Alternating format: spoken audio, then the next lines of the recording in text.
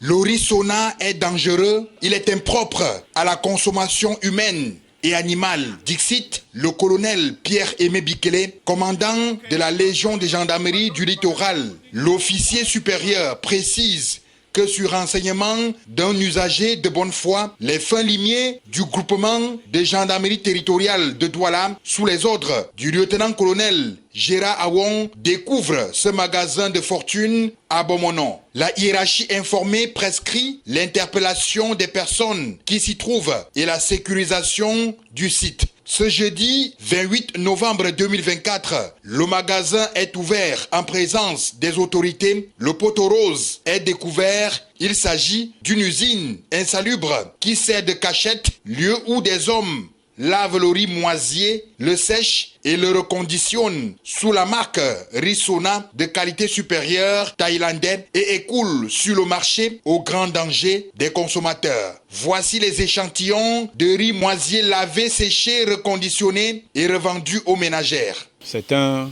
constat macabre. Comme qui dirait la table tue plus que l'épée. Ce riz reconditionné va être redistribué, redéployé dans les marchés et vendu aux ménages, aux Camerounais. Vous voyez combien de personnes sont en danger.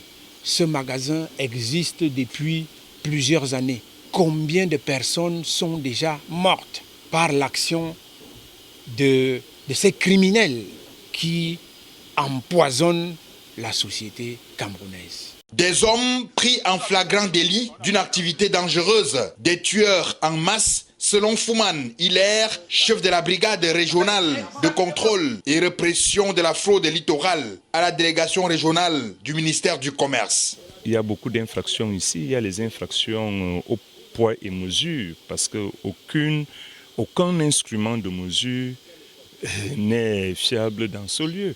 Donc vous avez là marqué 50 kg, je vous assure, c'est loin d'être 50 kg. La qualité, vous-même vous voyez dans quel endroit on reconditionne ce riz-là. Le produit querellé en lui-même est déjà sujet à question. Même au niveau des prix, ce que nous allons acheter, ce n'est pas sa valeur.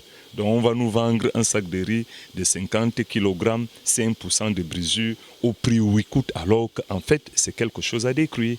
Des infractions répréhensibles par la loi commerciale.